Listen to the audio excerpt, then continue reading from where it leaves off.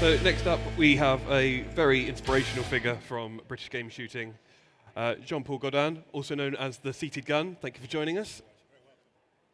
So John, as Jean-Paul, you've been shooting from a very early age, and you've returned to shooting after your incident, specifically game shooting, where it's a level field now for everybody. You've been able to learn new ways and techniques to shoot from your chair, and you can enjoy anything from 40 to 60 days a year, a lot of game days in a season, shooting all across the UK and Europe as well. Your YouTube channel reaches hundreds of thousands of people, doesn't it? And showcases estates and proving that shooting is an important part of country life, but that sport is open and inclusive, which is a really important thing. You're also an ambassador for the biggest brands, or some of the biggest brands in our industry, such as Eley Hawk, Schöffel and Swatcom. So, through your travels across all of the estates, you've seen firsthand the economic impact of shooting on rural areas. Could you just paint a picture for us of what field sports actually contributes to these industries, beyond the obvious costs and expenditure? Yeah, I think, from a point of, what field sports brings and how it helps those rural communities is, everyone sees the day or the peg that they buy as the only thing that they're doing. But that has a massive, massive impact across, multiple businesses, multiple people, and the whole region. So, when we go buy a peg for a game day, it's everything that's connected to that peg, from the equipment that we initially buy through to then what happens once we're at that peg in that area, in that part of the country, and ultimately then what happens with what we do thereafter, i.e. the birds, where they go, the beaters, the staff, the shooting establishment, and everything that goes with it. Mm-hmm. As you just say, it does vary from region to region. So you've shot across the UK and across Europe, as I've said, different regions and different approaches to shooting in all these different areas. So how do you see field sports supporting rural employment, and what happens when shoots perhaps are struggling and they close down? How can that have an impact on those rural communities? You take a shoot that's based in a very large area but without a huge community around it, and you predominantly will find that the bulk of people within that community work some which way or another for that shoot. So whether they're beating, whether they're cooking, whether they're running the local pub, or whatever it might be, there's going to be a whole multitude of people that have got a finger in the pie. So, from everything we do as a gun, and when we're visiting these, it's not just, like I keep saying, the money that's going to the estate. It's everything that goes towards running that estate to provide us with that day. That's it. I mean, your channel, your social media reach, as I said, it has a really broad reach. It gets out to a lot of people. What messages are you really trying to get across about the relationship between shooting and the countryside? The countryside needs shooting, and shooting needs the countryside. So, it's a marriage, isn't it? And there'll be good times, there'll be bad times, and there'll be arguments, like any marriage. But at the end of the day, the countryside ultimately is reliant on bringing in money to it, because not necessarily does that countryside activity produce enough to keep it actually going. So there's a massive intricacy element led where we really do need to make sure that from a countryside perspective we're supporting it not just with field sports but with actually using it, because it's the old adage, isn't it? If you don't use it, you lose it. And I think realistically that's where we're actually going. Yeah, quite right. And in addition to these conversations, how important is it for you to have that reach to also go out to people who perhaps don't understand rural life, or those who may be more urban? We're seeing a lot of sort of challenges facing game shooting at the moment. Unfortunately, with every sport, there is a stereotypical element to it, and a lot of people who not necessarily game shoot would necessarily think that there's a reason to support it. But it isn't just about it's a game shoot or it's a clay shoot. It's about shooting as a general. So I think from what again we all need to do is we need to operate as one and have all of the ships sailing in the same direction. If game shooting is removed over time, clay shooting will start to be attacked because there's nothing else for them to go at. So, we've got to make sure that we're all on the same hymn sheet and we're all fighting the same battle. Yeah. So do you think it is quite important to have those conversations then with, urban communities and sort of represent shooting in a positive way? 90% of people that, you talk to about game shooting, if they're not from a countryside background, they don't game shoot, they don't clay shoot, they have no idea where their food comes from. There's no channel of, this comes from there, that comes from there, and and I've had lots of discussions, and some of them heated, where people would say, well, you're being cruel. These birds are bred, they're released, and then you shoot them. But to me, and my argument back to that would always be, is there's no better free-range bird. Because let's be fair about it, if you're on a gun line and you're one of 8, depending on which gun that bird flies over, they've got a 50-50 chance of getting past it. The chicken in the chicken factory doesn't, because it's on the same conveyor belt, and that conveyor belt doesn't miss. So, yes, okay, you've got to weigh it up between what is deemed a sport, what is deemed as a necessity, and I think that's where we also must ensure that whatever we do from certainly a game perspective, we have the right channels for that game to be utilised. So, if we're shooting however many thousands of birds a year, let's make sure that they're all going into the food chain. And let's try and remove the restrictions of those animals going into the food chain, because it's no different to a chicken farm or a cattle farm or anything else for that matter. The only difference is that these birds are getting a free wild life and not being caged until a certain age. Is the game market side of it one of our strongest arguments in support of game shooting, would you say? I think so, yeah. And I think educationally, we probably need to educate more people as to the benefits of eating game. And I think a lot of people avoid eating game because they actually don't understand the benefits of it, i.e. lower cholesterol, higher protein levels, etc., etc., etc., etc. Let's be fair about it, we're all leading busy lives. And most people, when they're hungry, go to Sainsbury's, go to Lidl or Aldi or whatever, and get what they need. But they get what they've always got, and they get the same thing most weeks. They might cook it differently with a different sauce or whatever, but the reality is, if they eat chicken twice a week, they'll probably always eat chicken twice a week. Yeah. So what can we, as the audience, visitors here to the show, what do you think from your perspective can we do to better communicate the positive impacts of field sports and shooting on our communities, our rural communities, in terms of conservation, the landscape, and various other things? I think that we all need to probably be more open-minded, regardless of how much a countryside person you are or not. And we need to understand that the countryside has got many different things that we need to give it to be able to take from it.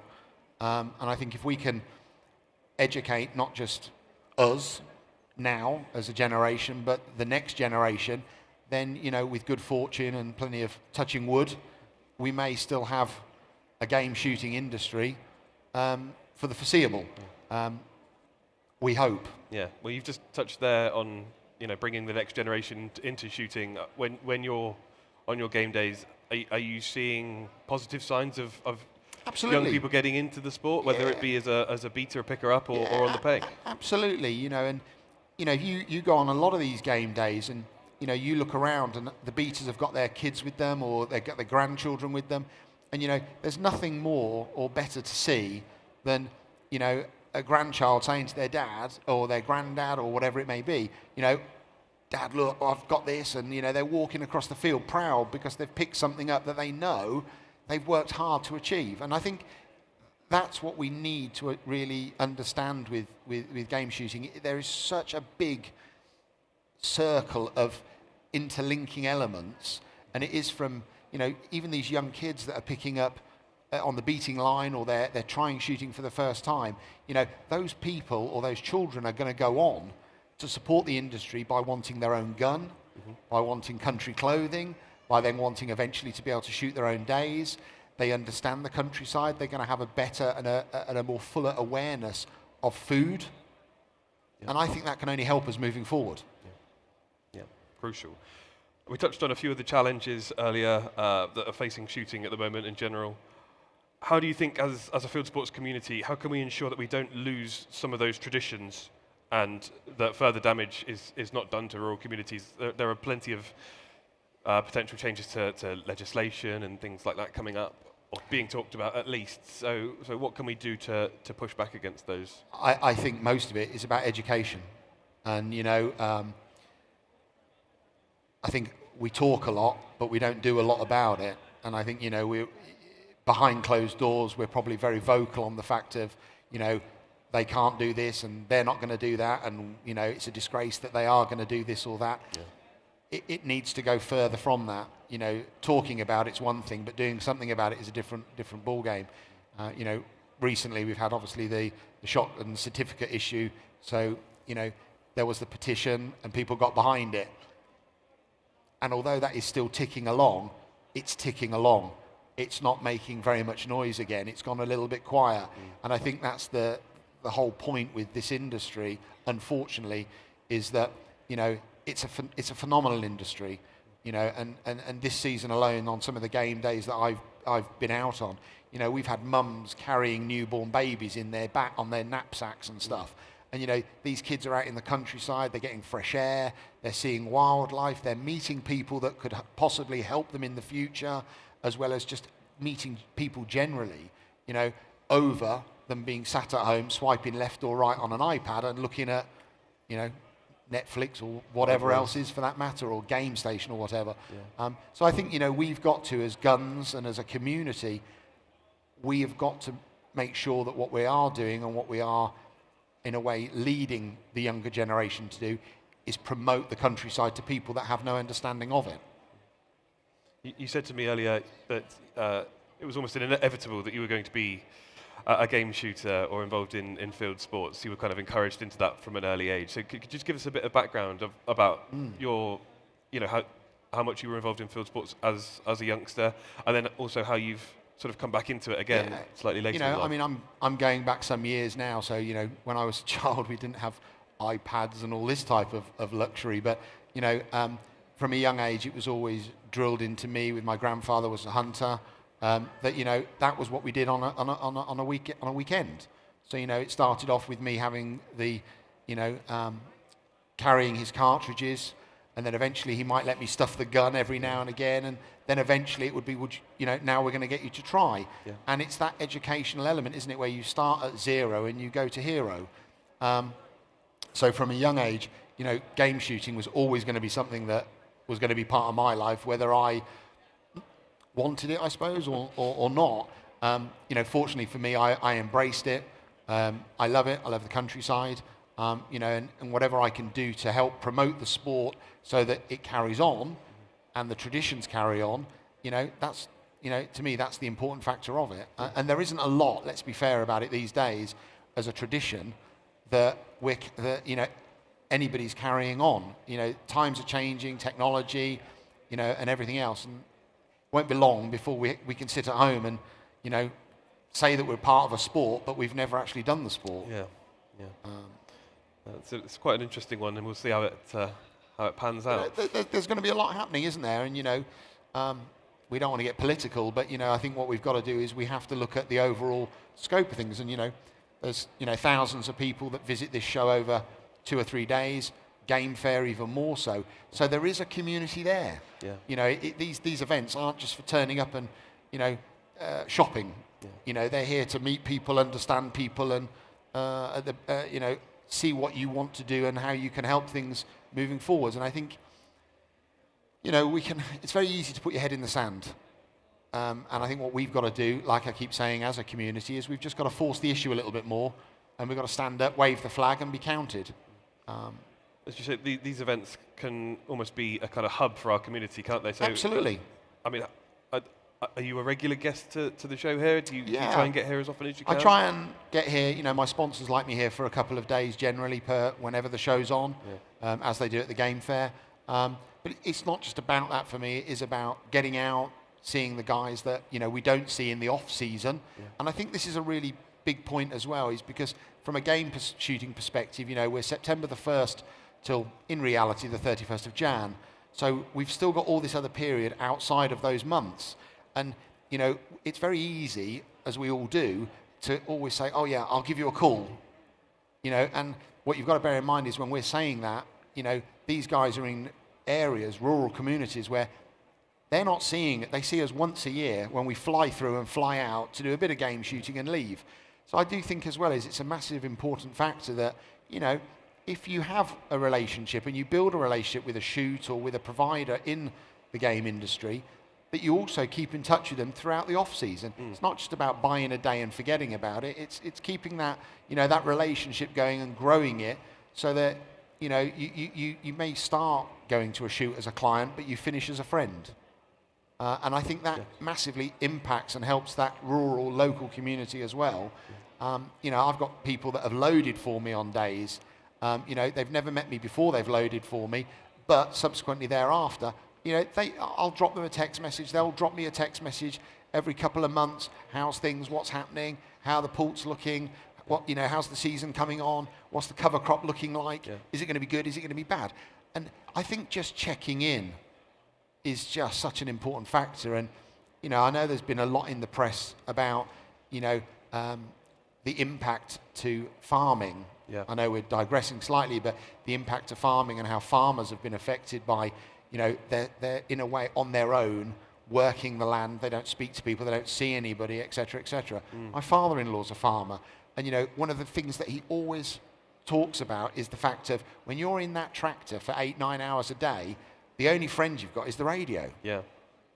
And he said, you've got to have quite a strong mentality to get through a season on your own before the lads come in and they're, they're drilling and they're combining and whatever else, corn carting, etc. So there's a period of time, and that period of time is the same in game shooting. Just because we only go there for 4 months of the year, it doesn't mean we should forget them for the other 8 months, 9 months of the year. Let's keep in touch with these guys. Yeah. And do you think that events like this, for example, are important in the close season? Absolutely. As touch points for people to, keep connected? Absolutely. These types of events, they're bringing people together. And I think as well it's an educational element, like we've already said. Someone who doesn't know anything about shooting, great, get them here. Let's get them here. Let's let them have a look around. Let's go, let them visit the stands, talk to people who are experts in this field. Where are they going to learn that if they don't come to something like this? Because they're not going to learn it by, they can read a magazine, they can look at the internet, but there's nothing better than speaking to someone who's actually done it, and you can understand and learn more from them. Yeah, and I think that's the important thing with your channels and the videos and content that you produce, as well as the magazines and everything that's online. They are useful tools, but we also need to be having those conversations, don't we, with them face to face.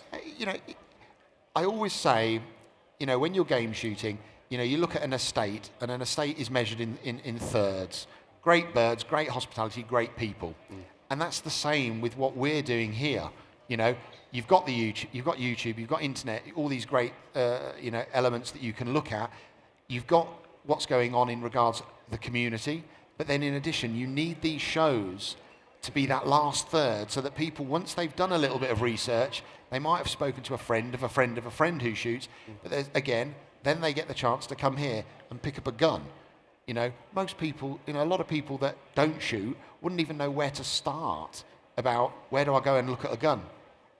So that brings me on to the next point, which is do you think there are kind of blocks in place that stop people getting involved in game shooting? Where do you see those issues with uptake?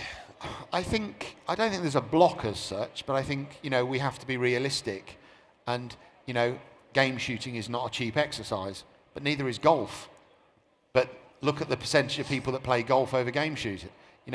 So what we've got to do is we've got to, in a way, allow access to game shooting by helping people and bringing people in, but we've got to understand how we get them in. It's not just a point of, well, if we reduce the prices and we get loads of people to come game shooting, everyone's a winner, because they're not. That's then when an accident happens, or there's a problem, or birds aren't treated fairly, and then we've got even a bigger problem then, because then that's when, we will end up with government jumping on this industry even more. Yeah. and crushing it harder. So, I think as an overall element, I just think that we've got to understand how we help people to help themselves. Yeah. It was interesting that you mentioned golf a bit earlier there. I think a report came out last year that said that shooting actually brings in more revenue to the British economy than golf does. Yeah. And so it's vital that we keep on the right track with that and make sure that we keep bringing that income in and keeping it going into the rural economies. Absolutely, and I think we all talk about the income streams coming in from the game shooting world, etc., and it's always a prominent topic, isn't it, because of the nature of what we do. Yeah. But again, I think that, excuse me, I think if we actually look at it as an overall, and we look at the cost of a peg, and you look at the cost of a bag of golf clubs, there's no variance. Quite right. And people are happy to go play golf, so let's get them shooting. And okay, not everyone wants to be a game shooter.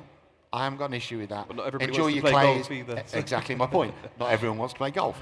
But what we need to do is we need to make this sport more understanding, more accessible, and I won't say entertaining, because let's be fair about it. You are taking a life of an animal. You're not taking it for fun, I hasten to add. You're taking it to add that animal to the food chain. And in my opinion, we're doing it in a way that if you know how to shoot and you've done it, you've gone through the elements of it correctly, you'll shoot the bird well, and therefore there isn't any suffering. And it's a clean kill, and that's what we want to achieve. There is obviously always that question about, well, I go play golf and I don't hurt anybody. I beg to differ. You hit someone with a golf ball and they'll tell you that it bloody hurts.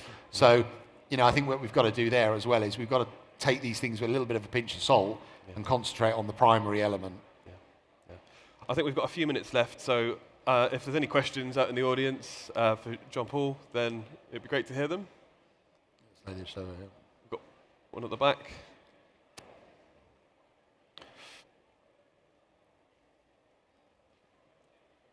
So I love game shooting, and I've always been within shooting. But the big argument, I love educating people about shooting, but the main thing is the price of the days. That's something you just.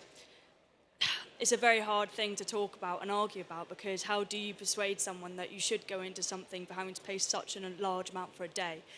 Bear in mind, I do enjoy a shoot day, so there's nothing about that. But yeah, what would you say to that? I don't think. Yes, I completely agree with you. Cost is always a massive hurdle, isn't it, with anything that we do, whether it's game shooting or going for a game of golf, or what we do, holidays. Some people will choose a £2,000 holiday, others will choose a £20,000 holiday. It's relevant to what your what value you want to get from it. And I think as a game shooting industry, we can produce and provide days that aren't the great big £4,000 or £5,000 days, big days. There's plenty of walked up days, across the country, which are starting from as little as 80 quid. But it's what I think when you make that choice as to which way you want to go, you've also got to understand what you're going to get for your money. And I think that's another hurdle, unfortunately, that you can't necessarily educate people on. They've got to understand that themselves. And I've come across people before that have said to me, I can't afford to go and do a 300, 400, 500 bird day at A, B or C, but I still want to go game shooting. But when I go and do my walked up day, I only shoot 10 birds and it's rubbish. Well, that's a choice that you've got to make. And, again, I've had a conversation with somebody here today who said, I want to do one of these big days.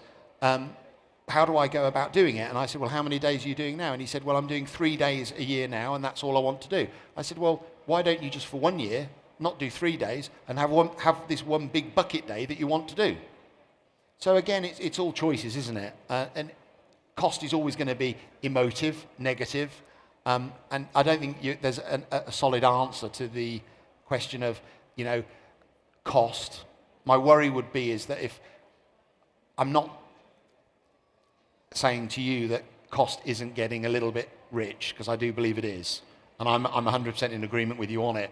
But I also think that I don't think the answer would be to reduce prices to a point where it's then accessible to everybody on a whim, because then I think you're going to end up with a lot of problems within the industry where, you know, birds aren't being shot properly, estates are cutting corners, estates can't pay people, and so on and so on and so on. So I think, again, this is a whole educational element of, you know, if we can get more people into the industry, costs should go down.